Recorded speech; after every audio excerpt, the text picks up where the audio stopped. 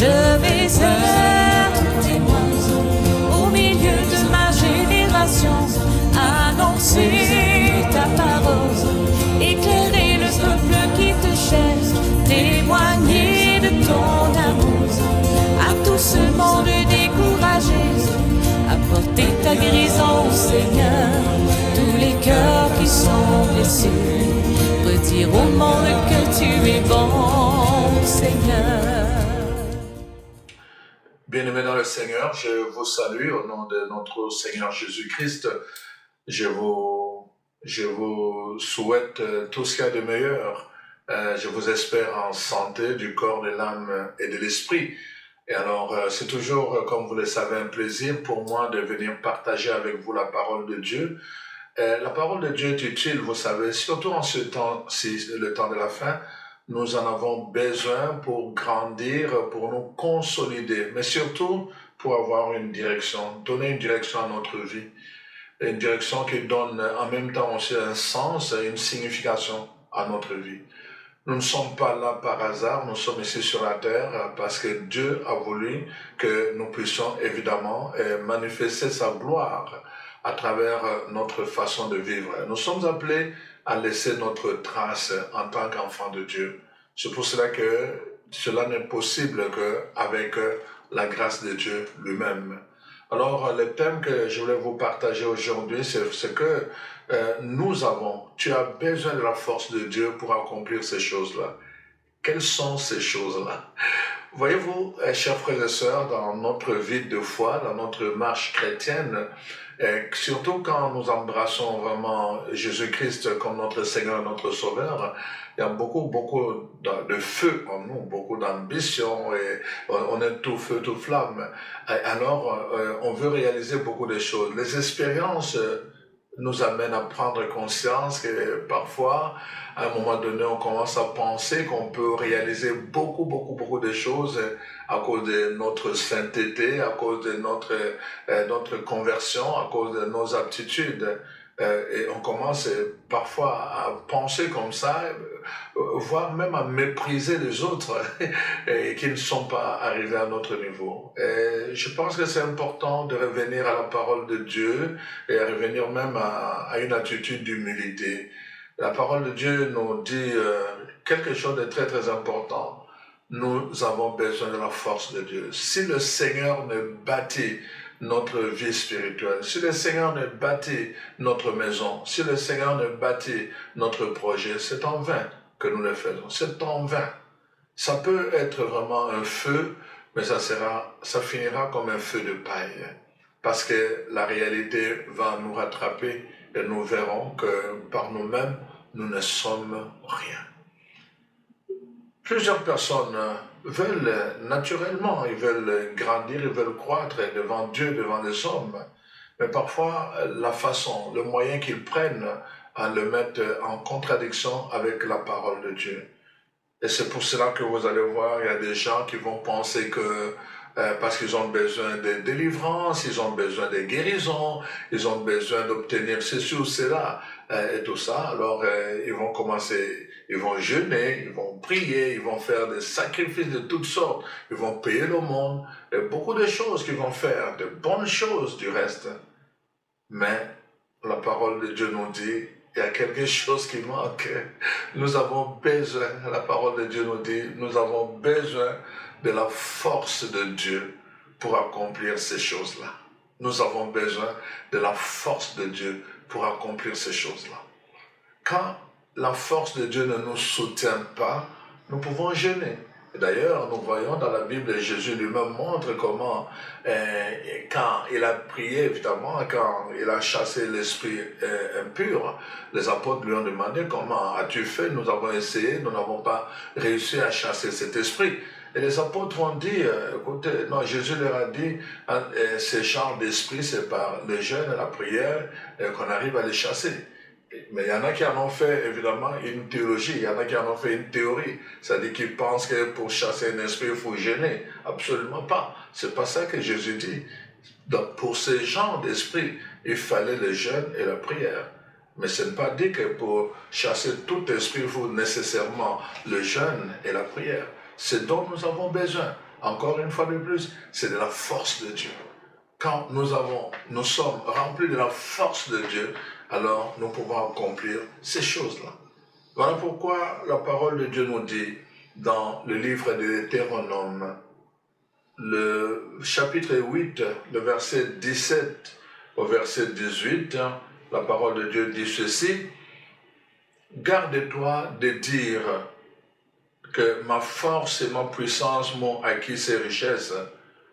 Souviens-toi de l'Éternel ton Dieu, car c'est lui qui te donne la force de les acquérir. C'est lui qui te donne la force. Garde-toi de te dire que ma force et ma puissance, c'est pas ta force, c'est pas ta puissance, c'est pas ton intelligence, c'est pas ta capacité de bien parler, absolument pas.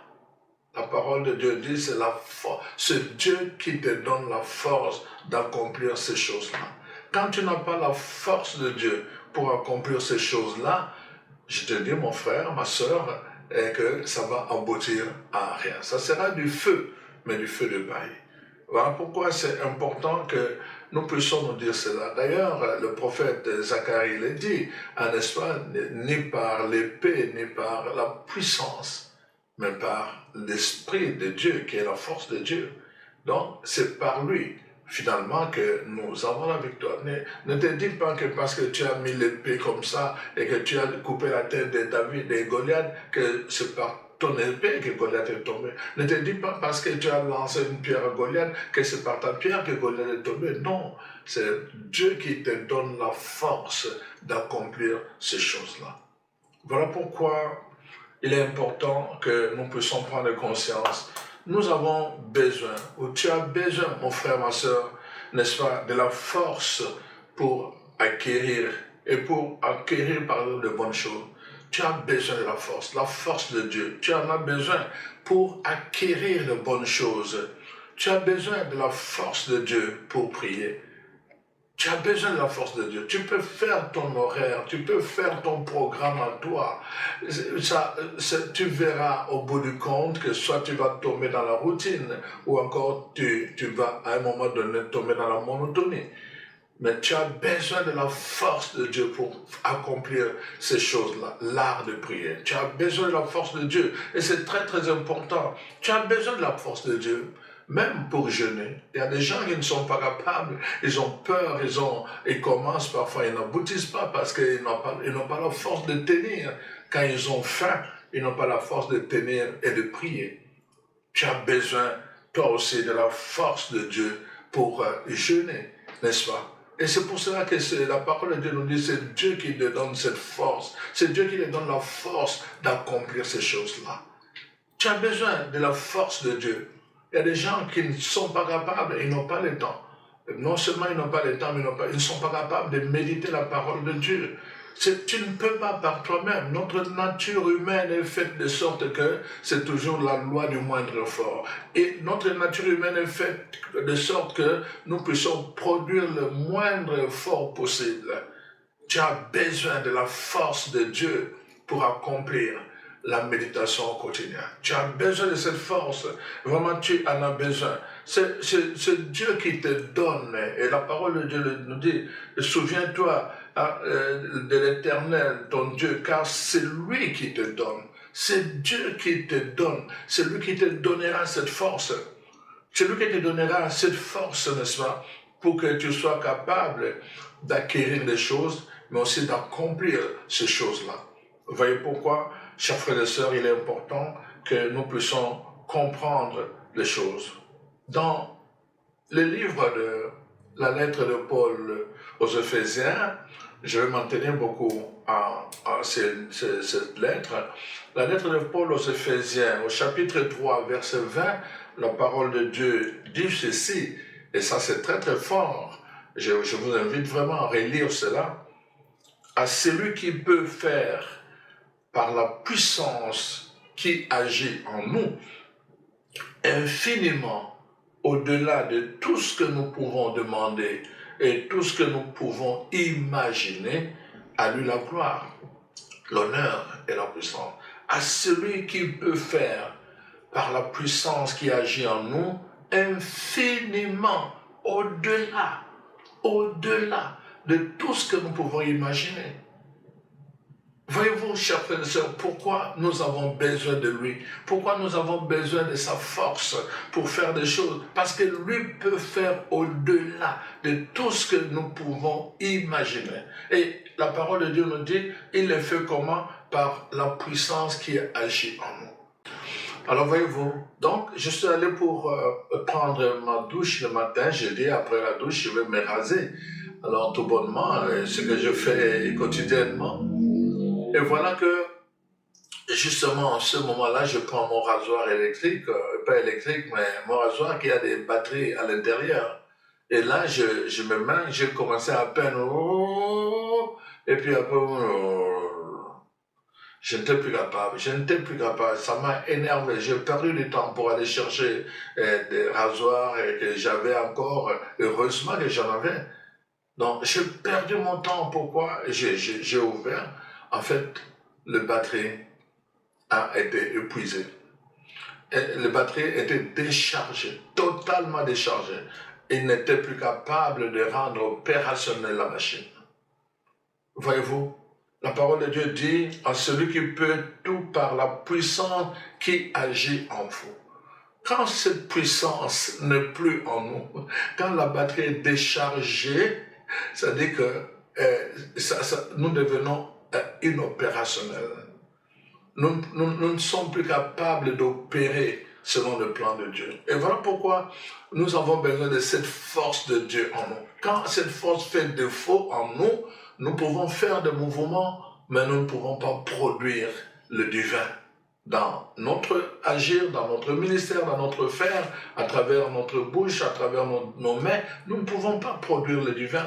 C'est pour cela que beaucoup de ministères sont vraiment stériles, parce que les gens ne comprennent pas ce principe fondamental. Beaucoup de prières sont stériles, parce que beaucoup ne comprennent pas ce principe fondamental. Et beaucoup de méditations sont stériles de la même façon. Il y a des gens qui vont commencer à méditer, s'endorment.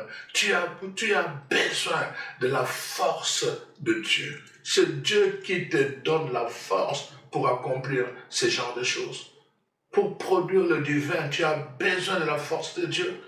Pour que dans tout ce que tu fais de naturel, que le divin puisse en sortir, tu as besoin de la force de Dieu pour les accomplir, chers frères et sœurs. Voilà pourquoi la parole de Dieu nous dit cela. Pourquoi? Parce que lui, il peut accomplir des choses au-delà, infiniment au-delà. C'est-à-dire que des choses qui nous surprennent même. Ils nous surprennent.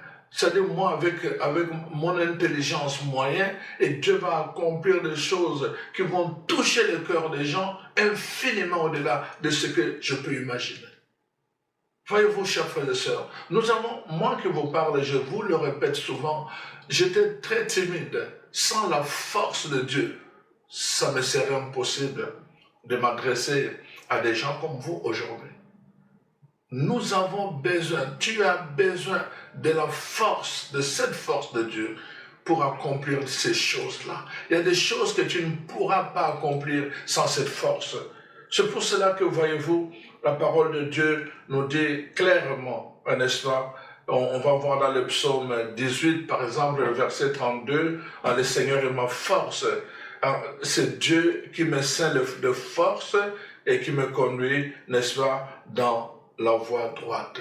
Dieu me ceint de force. Et donc, la ceinture, voyez-vous? Donc, j'ai la ceinture. La ceinture, c'est vraiment le milieu, l'équilibre de l'être humain. Dieu me ceint de force. Il est ma force. Il est ma force comme la ceinture que je porte, n'est-ce pas, sur moi. Dieu est ma force et alors il me conduit sur une voie qui est droite. Voyez-vous, quand Dieu est ma force, c'est ça qui arrive. Quand Dieu devient ma force, quand il me donne sa force, alors je suis capable de marcher sur le chemin droit. Je suis capable quand lui est ma force. Quand Dieu n'est pas ma force, je peux prendre de bonnes résolutions à la fin de chaque année. Je ne pourrai pas tenir, absolument pas. Voyez-vous, chers frères et sœurs, c'est pour cela que dans la même épître de Paul aux Éphésiens, n'est-ce pas, au chapitre d'abord 6, la parole de Dieu nous dit comment nous devons chercher cette force. Comment nous devons chercher cette force? D'abord, pour Éphésiens, pour Matthieu 7,7, la parole de Dieu dit, il faut demander. Il faut demander cette force. Demandez et vous obtiendrez. Ça, c'est ce que la parole de Dieu nous dit. Nous devons demander à Dieu, parce que c'est lui qui donne la force de pouvoir accomplir ces choses-là. Alors, il faut lui demander cette force. Quand nous nous levons le matin, quand nous voulons commencer une chose, demandons la force d'aller jusqu'au bout.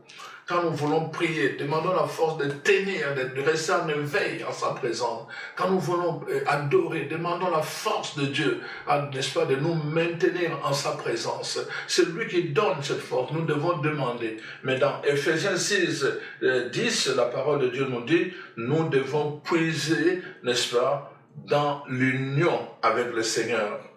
Nous devons puiser notre force dans l'union avec le Seigneur et dans sa grande puissance. C'est là que nous devons puiser notre force. La force doit se puiser dans l'union avec le Seigneur, dans la vigueur de sa force, en fait, dans la vigueur de sa force.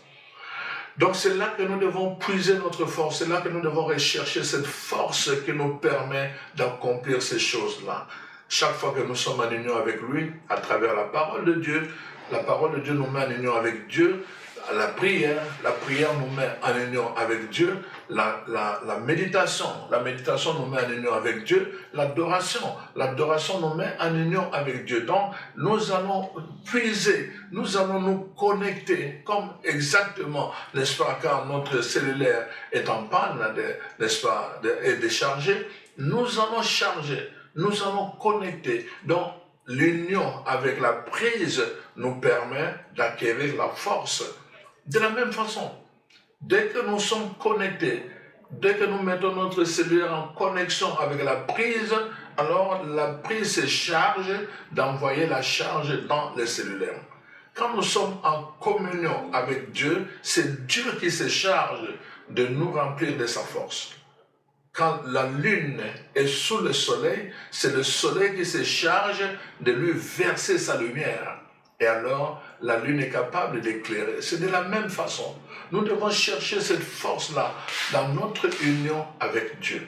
Ça, c'est ce que la parole de Dieu nous dit. Et alors, donc, quand nous comprenons l'importance de la force que Dieu seul peut donner, et cette force qui nous permet d'aller jusqu'au bout, cette force qui nous permet de nous maintenir, n'est-ce pas, en éveil devant sa présence, cette force qui nous permet, n'est-ce pas, de réaliser des choses au-delà, infiniment, au-delà de ce que nous pouvons imaginer, cette force-là, voyez-vous, quand nous l'avons, alors ça nous donne comme une assurance. Alors c'est comme la main droite du Seigneur qui nous assure, qui nous donne l'assurance. Son bâton et sa houlette, n'est-ce pas, me rassurent.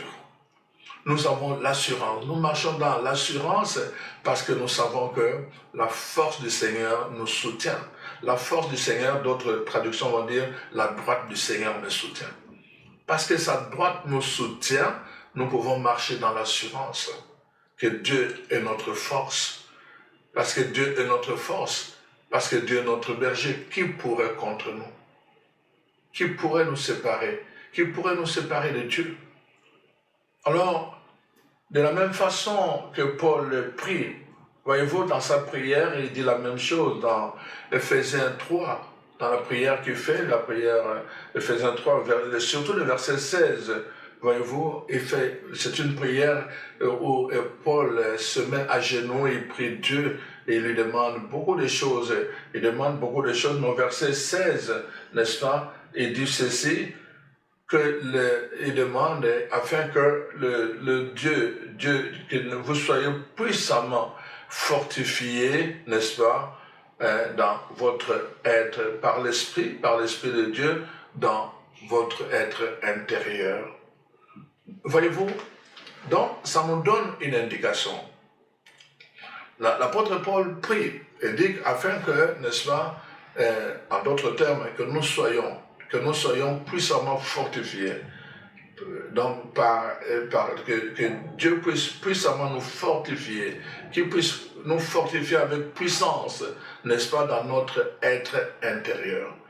Ceci nous donne quelques indications. Voyez-vous, premièrement, je vous ai dit que la force vient de Dieu. Deuxièmement, il faut la demander. Et troisièmement, pour la recevoir, nous avons besoin de maintenir une union avec Dieu.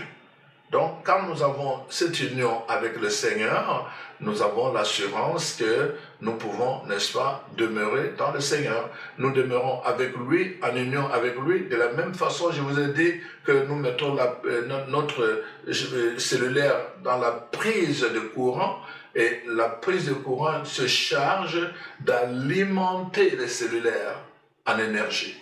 De la même façon, notre union avec Dieu nous permet, n'est-ce pas, d'être rechargés de la force de Dieu lui-même. Ça, c'est l'indication. Mais troisièmement, donc, nous voyons quatrièmement, ça nous donne l'indication que ce qui est rechargé, c'est quoi? C'est notre être intérieur. Donc, la force de Dieu concerne d'abord notre être intérieur. Ça commence par l'intérieur. C'est pour cela que je vous ai donné l'exemple de ma machine. La batterie était à l'intérieur.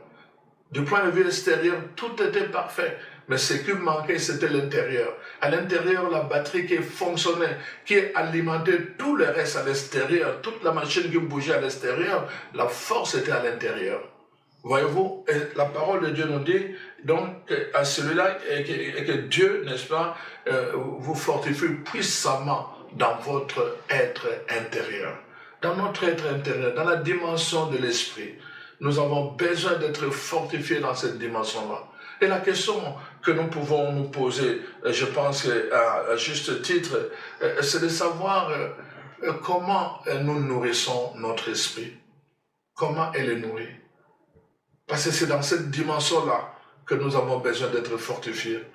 Comment notre esprit est nourri. Comment nous chargeons notre esprit. Comment nous chargeons notre esprit au quotidien. Parce que c'est chaque jour qu'il faut recharger notre esprit. C'est chaque jour qu'il faut nourrir notre esprit. Comment elle est nourrie, comment il est nourri au quotidien. Et quand nous répondons à cette question, nous pouvons nous réaliser si vraiment nous fonctionnons avec la force de Dieu ou avec notre propre force. Est-ce que nous fonctionnons avec l'intelligence de Dieu, la lumière de Dieu, ou avec notre propre intelligence?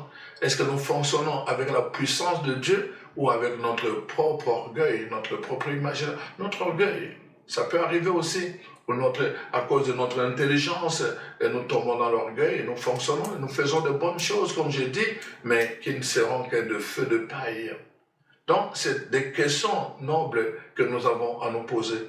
Donc, le contact avec Dieu par la prière, le contact avec Dieu par la lecture de la parole de Dieu, le contact avec Dieu par la méditation de cette parole de Dieu, le contact avec Dieu par l'adoration, le contact avec Dieu par la louange. Ce contact-là permet, n'est-ce pas, de nourrir la force de Dieu dans notre être intérieur. Nous nourrissons notre être intérieur par ce contact, par notre union avec Dieu. Et cette union passe par ce moyen que je viens, n'est-ce pas, d'énumérer. Donc, nous devons faire attention à ces éléments-là.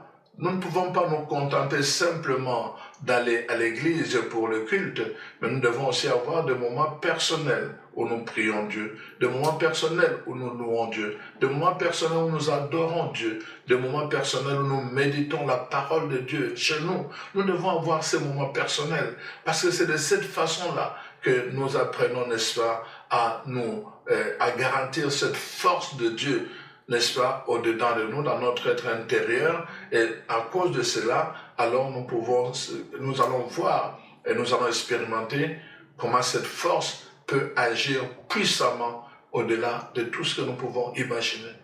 C'est comme ça que vous allez voir parfois des gens de rien, des gens qui n'ont pas beaucoup étudié, des gens qui n'ont pas parfois beaucoup d'aptitudes, on peut dire intellectuelles ou d'aptitudes parfois humaines, mais qui vont parfois juste donner un témoignage qui va faire pleurer des gens et qui vont être vraiment, qui vont soulever des conversions et des conversions. Et c'est pas une question de nombre, mais une question de cœur. Voyez-vous, Dieu commence par le cœur, il touche le cœur, pas d'abord le nombre, il touche le cœur. Parce que le cœur, c'est la qualité, le nombre, c'est la quantité. Alors, Dieu passe toujours par la qualité. C'est pour cela qu'il passe par l'être intérieur. C'est pour cela que tu as besoin de force de Dieu. Il faut demander cette force de Dieu pour acquérir des choses qui sont d'ordre spirituel, qui nourrissent l'esprit, et pour être capable d'accomplir certaines choses que tu ne peux pas accomplir par tes propres moyens. Voilà le message que je voulais partager avec toi aujourd'hui. Alors, voyez-vous, le dernier élément de cette force, c'est en fait le Saint-Esprit lui-même. La parole de Dieu nous demande tout le temps d'être rempli du Saint-Esprit. Être rempli du Saint-Esprit justement parce que quand nous sommes remplis, quand nous avons la plénitude du Saint-Esprit, alors donc en ce moment-là, donc nous avons la force de Dieu. Nous avons la garantie aussi que nous avons la force de Dieu parce que l'Esprit de Dieu, c'est l'Esprit de puissance. Voyez-vous, l'Esprit de puissance, Jésus va utiliser, ou les Grecs d'ailleurs vont beaucoup utiliser les deux mots ensemble, dynamos. Il va l'utiliser comme puissance ou comme force. Vous allez, dans certains textes, on va dire, vous allez recevoir une force, dans Acte 1, verset 8.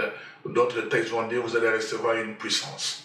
Donc, on va utiliser les deux mots de façon vraiment alternante, autant comme force, comme puissance, mais toujours le même mot dynamos. Alors donc, on voit que c'est important d'être rempli. Quand on est rempli du Saint-Esprit, on est rempli de puissance. Quand on est rempli du Saint-Esprit, on est rempli de force pour accomplir ces choses-là. Voyez-vous, on est rempli de force pour accomplir ces choses-là.